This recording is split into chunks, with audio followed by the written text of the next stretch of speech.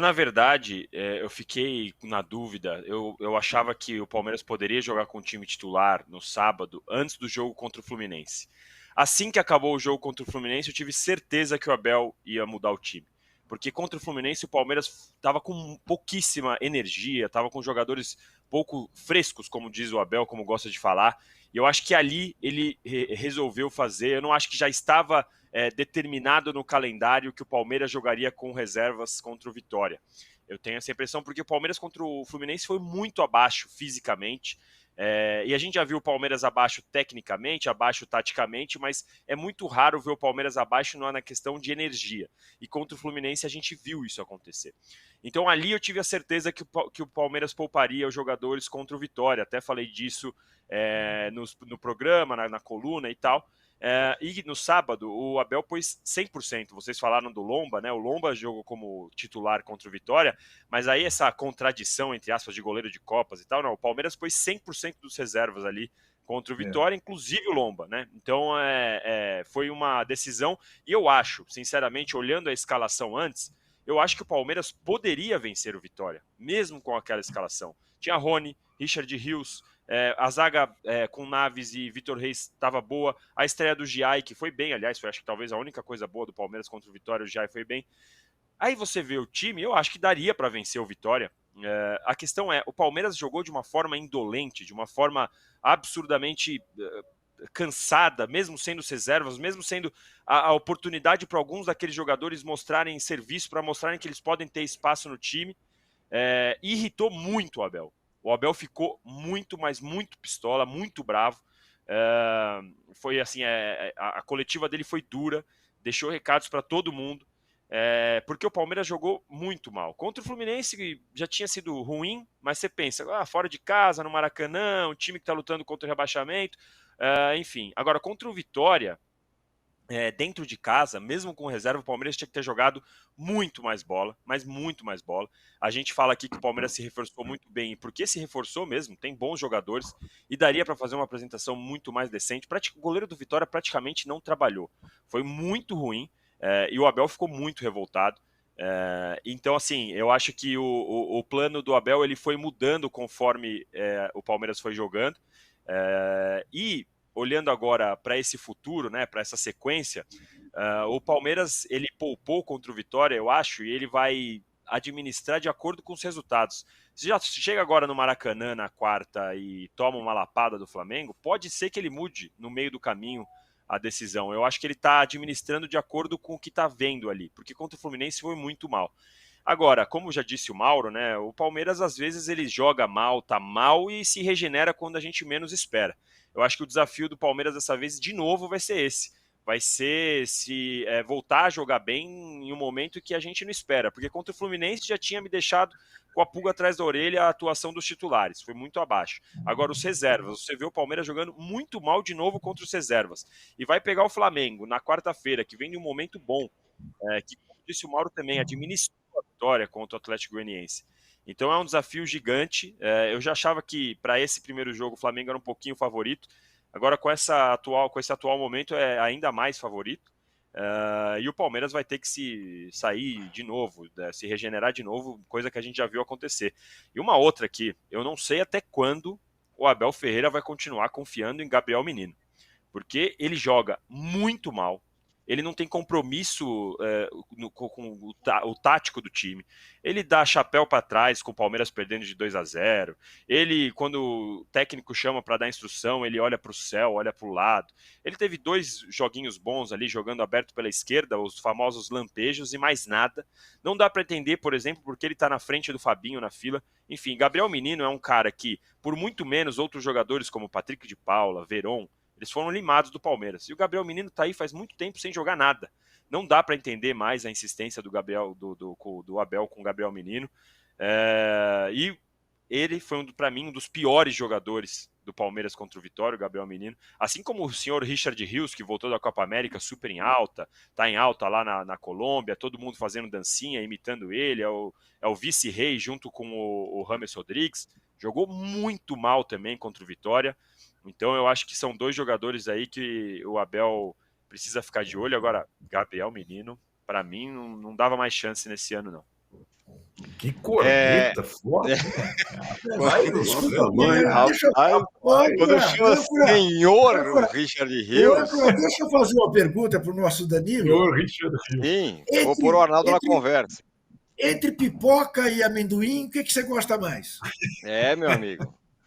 Amendoim, hein? O senhor Richard Rios. Quando chama o O cara Rami de tá senhor... O Rami tá jogando aquela mesinha. Sabe aquela mesinha de que você fica dando cabeçada na bola? Né? O Rami está de férias. Né? Esse jogo é bom. Agora, o Palmeiras perde do Fluminense e do Vitória, os dois times contra o rebaixamento. Vocês acham que eu ia estar aqui comemorando o quê? Não tem o que fazer. Palmeiras, Robin Hood, um time generoso. Ô Arnaldo, queria que você falasse, enfim, do Flamengo, né, líder, e aí eu não quero dizer aqui, eu tô falando desde a primeira rodada que ia ser isso, mas tudo bem. Do Palmeiras com essas questões todas e de um novo intruso que temos por aí. O Botafogo perdeu daquele que pode ser um novo intruso, o Cruzeiro. Mas você pode falar de todo mundo aí, Cruzeiro, Palmeiras, Botafogo, Flamengo. Fortaleza, que te esquece. A síndrome do segundo turno. Eu acho o Mauro deu uma boa mapeada nesse recorte, primeira rodada do primeiro turno, com esses emergentes aí, Fortaleza e Cruzeiro, meio que ameaçando o trio, né? O recorte foram os dois que mais se aproximaram. O Fortaleza tem 5 vitórias seguidas, cara.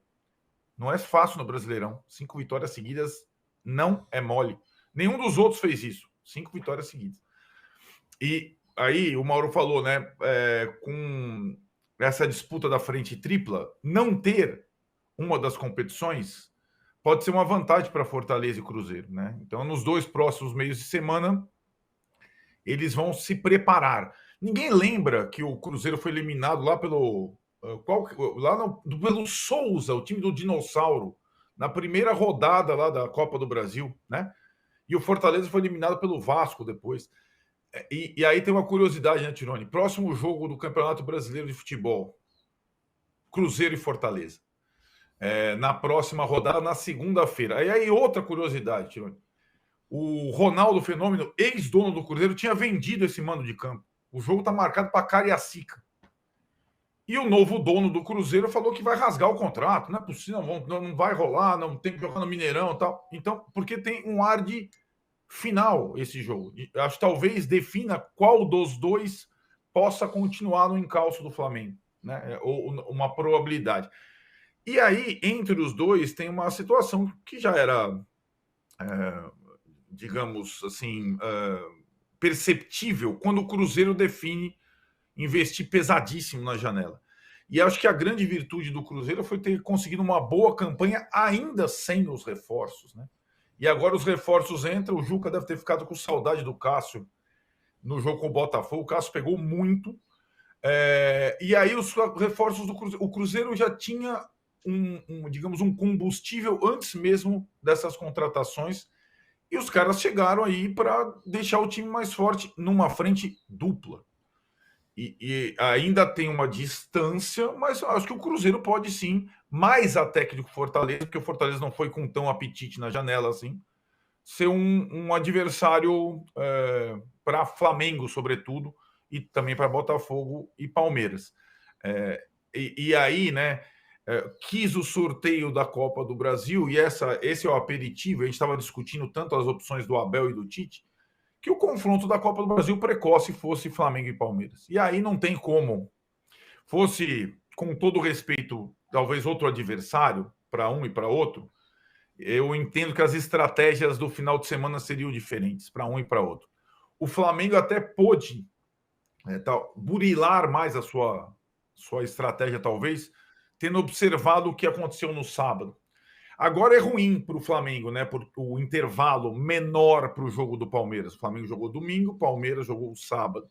Mas poder observar o que o Palmeiras fez e não fez contra o Vitória, talvez tenha ajudado o Tite no domingo a tomar algumas decisões. Embora concorde com o Mauro também, eu não entendo essa questão do goleiro. Sinceramente, eu não entendo. Mesmo na Europa, eu tenho dificuldade de entender muitas vezes quando o nível entre os goleiros titular e reserva é muito grande, a diferença é muito grande. e me parece o caso do Flamengo, nessa situação em que o Rossi foi, digamos, barrado para a decisão da Copa do Brasil. É isso. Daqui a 4 semanas, só 4 times poderão estar em frente tripla, porque eles se cruzam nas Copas. E aí a temporada pode se desenhar nessas 4 semanas, quando Cruzeiro e Fortaleza estarão jogando apenas a Sul-Americana. A questão, além do brasileiro, a questão é que o Cruzeiro vai jogar contra o Boca, que tem muita, que também vai trazer, evidentemente, uma atenção total, e o Fortaleza, que tenta voltar à decisão da Copa Sul-Americana, joga contra o Rosário Central da Argentina, que também não é simples. Mas isso eles só vão viver daqui a 2 semanas. Até lá é descanso no meio da semana, enquanto os outros se engalfinham na Copa do Brasil. Agora, o Arnaldo, a gente está falando muito dessa briga em cima, Palmeiras e Flamengo, né, que vão se pegar na Copa do Brasil, mas é curioso observar a briga embaixo, Corinthians e Grêmio, né? Sim, de novo também. Corinthians e Grêmio. Não é isso? Na Copa do Brasil também. 3 Falaremos. 3 na sequência, né? 3 jogos Isso. na sequência. Exatamente. Falaremos já. Só queria perguntar um negócio para o Mauro. Hoje, Mauro, a distância do Cruzeiro, que a gente está falando que pode ser um intruso aí, e o Fortaleza tem 4 pontos de distância para o Flamengo, o Cruzeiro tem 5, né? E os 3 estão com 19 jogos, portanto, é um jogo a menos. Então, o Cruzeiro, com essa meia frente a menos, vamos dizer assim, apesar de ter o Boca aí, tem essa vantagem. Tem quase que um cavalo de Troia lá, que é o presidente, o dono do Cruzeiro, que vai lá e detona o técnico no áudio vazado lá, né? Deve estar mais piano agora, depois da vitória, né? O Fernando Seabra disse que essa conversa nunca aconteceu, né? Então, se o áudio for, de fato, do presidente, do dono do Cruzeiro, melhor dizendo, né? Me parece que pode ter sido uma conversa ali com alguns amigos, né? Talvez um grupo de WhatsApp, tudo, de algo que o técnico diz que não aconteceu. Situação muito constrangedora para o treinador, que acho que até saiu muito bem e que vai mostrando capacidade. E fica claro, mais uma vez, aí fica evidente, que existem caras capazes de montar equipes de futebol no Brasil, brasileiros, né? Preparados, que conhecem o jogo, que estudam o jogo. A grande questão é que quando um desses rapazes chegam até um cargo como esse, cara novo, 40 e poucos anos, às vezes até menos, eles não têm a tal casca, e dificilmente eles conseguem resistir a um momento de turbulência, resultado ruim.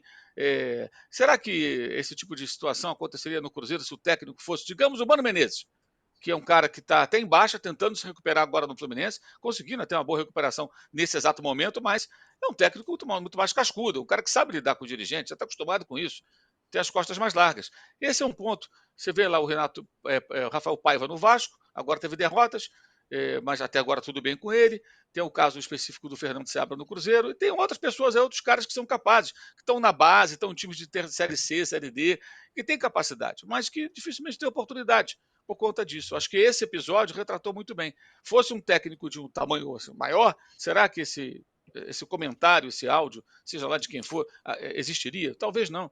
Seria mais difícil, quero dizer, né? Porque o técnico teria uma força maior para resistir. Mas ele saiu muito bem nessa saia justa e na montagem do time. O Cruzeiro jogou muito bem. Aliás, a saidinha que o Arnaldo tanto gosta do Cruzeiro foi de deixar o Diniz com inveja. Um time perfeito na saída de bola, saindo da pressão, organizando a transição ofensiva. Muito bem, mas muito bem mesmo. Está de parabéns. O Cruzeiro tem muito para crescer e tem jogador chegando ainda, né? Que vai se incorporando. O Matheus Henrique já está lá, tem mais gente chegando, mais gente que vai ganhar espaço. Só um detalhe rápido sobre essa coisa do Flamengo jogar dessa vez, finalmente, antes do Palmeiras, que sempre jogava depois. O Tite já tinha definido essa escalação antes do jogo do Palmeiras, né? Os colegas que cobrem o dia a dia do Flamengo já tinham dado prévia com essa escalação. Que acabou entrando em campo ontem. Então, ele já definiu isso mesmo sem saber que o Palmeiras perderia para o Vitória. Quer dizer, é coisa da cabeça dele mesmo. Né? O Juca, você falou aí o Mauro, né? Acabou de falar sobre o técnico do Cruzeiro, o Seabra. Tem uma mensagem aqui, que é a mensagem do... Deixa eu pegar o nome dele aqui rapidinho. Do Advocacia Previdenciária. Ele fala, entrei ao vivo só para contar para o Trajano e para o Juca... Não, vai prender o Juca? Não, elogios, ó. Entrei ao vivo só para contar para o Trajano e para o Juca que o treinador do Cruzeiro é mestre em Direito pela USP e um companheiro, deve ser companheiro dele, lá da Universidade São Não, Francisco. não, esse companheiro aí tem outro significado, mas vamos em frente. Não, deve ser Deu um para companheiro entender. de universidade. Ó, a enquete tá assim, Trajano. O Flamengo tá deitando, eu imagino, né? O que você acha? Deitando o Flamengo, claro. Mais do que nas semanas anteriores, eu acho. Sim. Acho. Ó, Não vi também. Flamengo, quem tem mais chance de seguir em frente tripla? Flamengo, 76%. Botafogo, Nossa. 9%. Palmeiras, 8% e São Paulo, 7%. São Paulo tá no meio do caminho na tabela do brasileiro. São Frente Paulo que tripla é modo de não dizer. conseguiu. São Paulo que felizmente não conseguiu Ah, sim, aprovar verdade. um novo estatuto, que era um novo golpe, e que está devendo para a prefeitura, você sabe disso? 45 milhões de reais. Do CT de novo, da Barra Funda? É isso. E agora a dívida foi irrecorrível. Irrecorrível. Espere Então tá. momentos de turbulência. Aliás, esse tema é sempre muito interessante, né? Que falam tanto de ajuda pública, terreno público, dinheiro público. Os dois terrenos, o pessoal, muita gente não sabe, especialmente quem não é de São Paulo, quem mora em outros estados. Os terrenos dos CTs de São Paulo e Palmeiras são propriedades da prefeitura da cidade, cedidos ad eterno para os dois clubes, que lá instalaram uma grande estrutura, cada um a sua, né? Numa área de elevada especulação imobiliária, ou seja, não é que nem o terreno lá do Gazão que está abandonado, não. Ali tem condomínios de alto padrão, o negócio é valorizado ali. Certamente essas incorporadoras e construtoras têm um olho gigantesco em cima daquilo ali. Isso é interessante, quase ninguém fala sobre isso. Quando o Haddad era prefeito, em dado momento ele foi lá e questionou, né? Tem que pagar e tal. Nossa, teve dirigente arrancando os cabelos, torcedor com raiva, eu não voto mais nesse cara. Quer dizer, é aquela coisa, né? Isso não é exclusividade de palmeirense e São Paulino, não. Se fosse o Flamengo, outros seria igual. Mas é curioso isso. Isso é muito pouco comentado, essa situação de dois terrenos. Como lá no Rio. O prefeito deu terreno para o CT do Vasco e do Fluminense para construir. O pessoal do Botafogo está cobrando também, quer um terreno também para fazer o CT do Botafogo. Enfim.